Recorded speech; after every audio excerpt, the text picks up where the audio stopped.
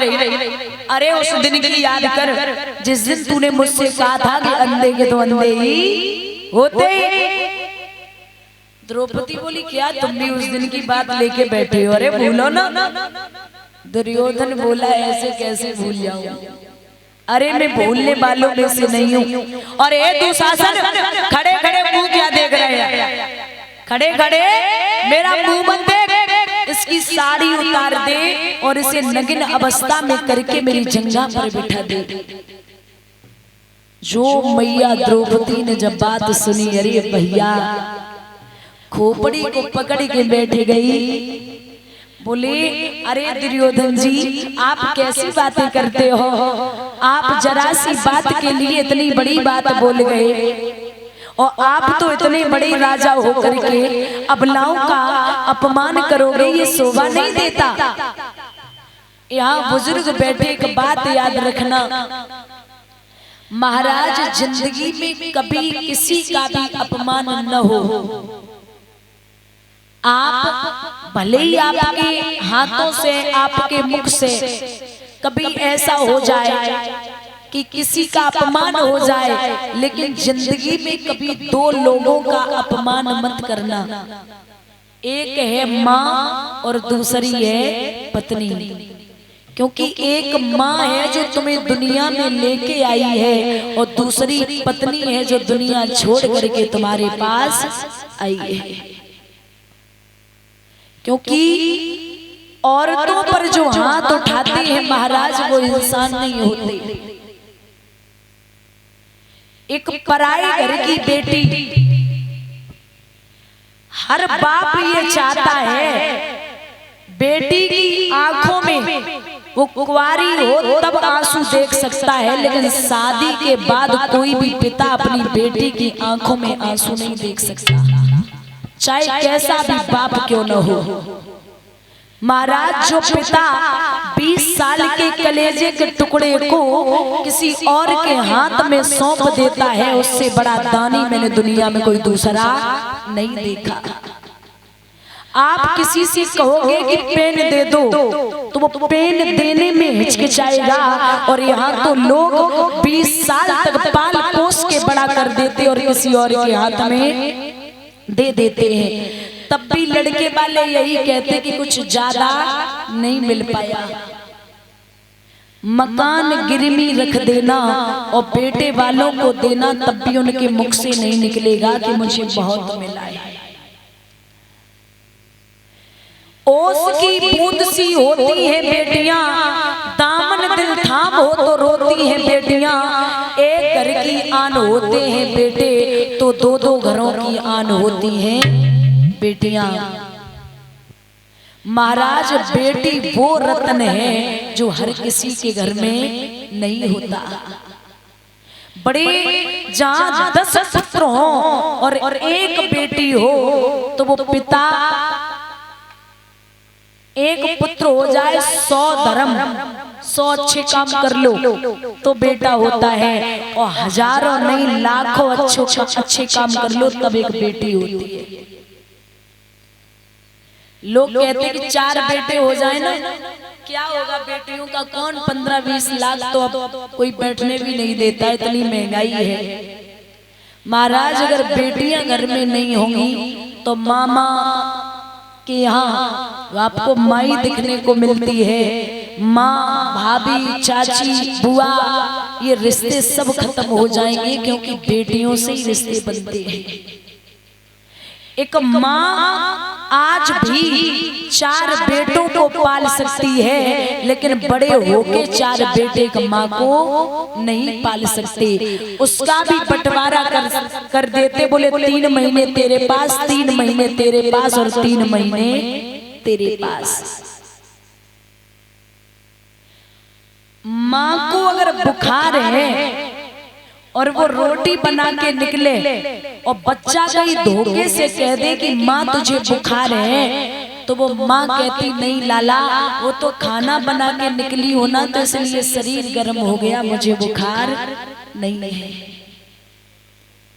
जिंदगी में चाहे कितने भी अच्छे कर्म कर लेना, लेकिन माँ के ऋण से कभी आप ऋण नहीं हो सकते। लोग मैंने देखे हैं कि अपनी पत्नियों को लेकर के हरिद्वार, काशी, मथुरा, वृंदावन, दाऊजी, बरसाने, गोकुल, शिरडी हर जगह जाते हैं, लेकिन घर पे माँ बाप की सेवा नहीं कर पाते। एक चिड़िया है ना,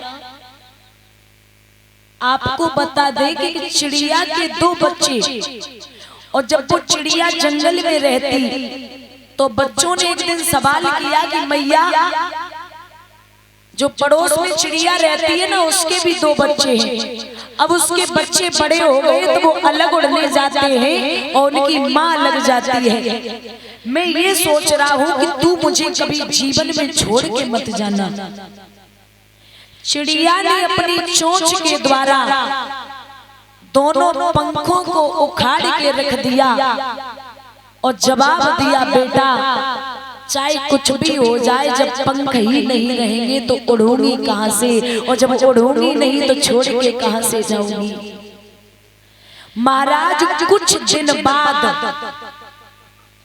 उस जंगल में आंधी तूफान आग लग गई, तो चिड़िया ने बच्चों को जवाब दिया कि बेटा यहाँ आग लगी है, आप सब यहाँ से भाग जाओ, आप दोनों भाग जाओ।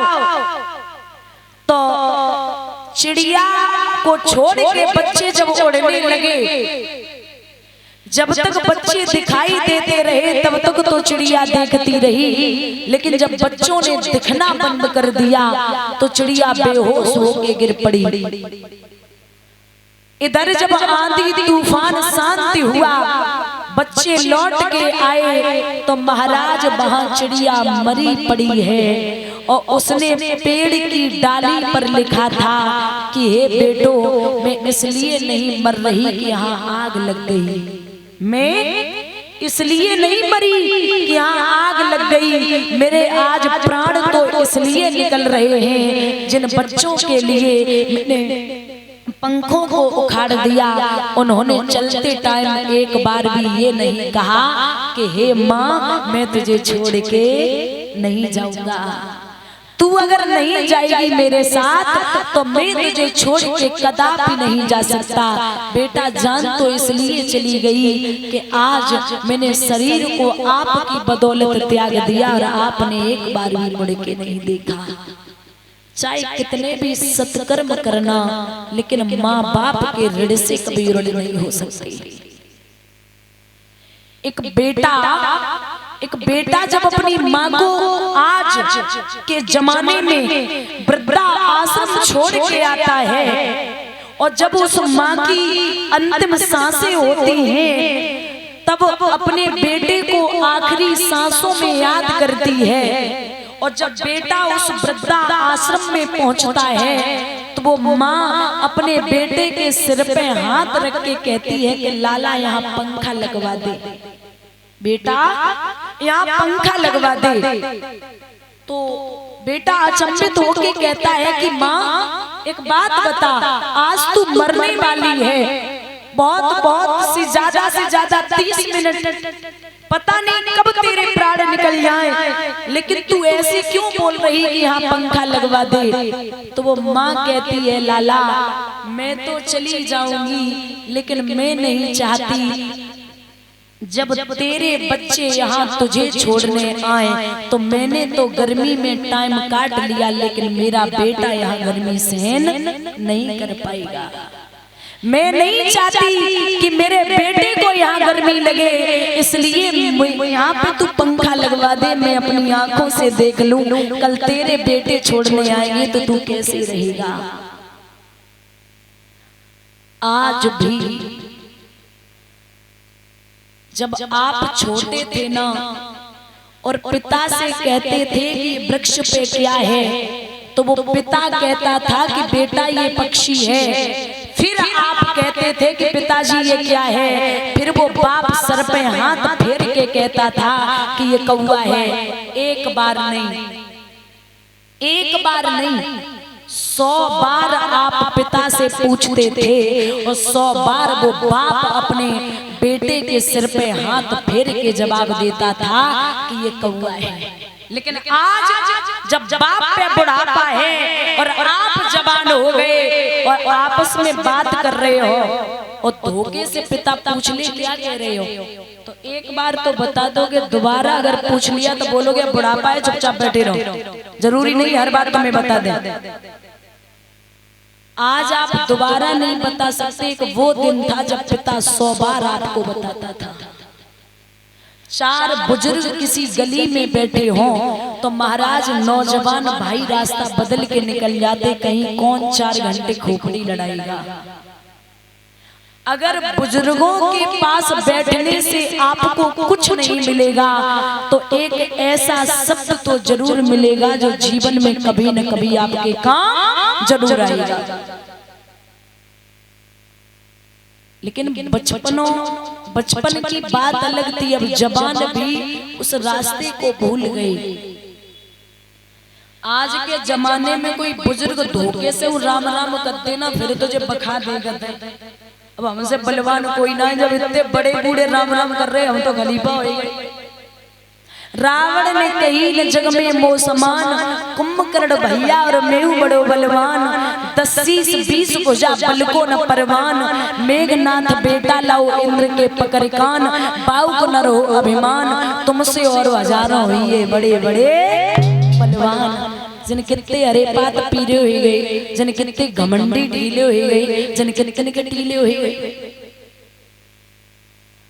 महाराज आज मैया द्रौपदी चारों तरफ भूखी हिरनी की तरह दौड़ रही, लेकिन कोई दिखाई नहीं दे रहा।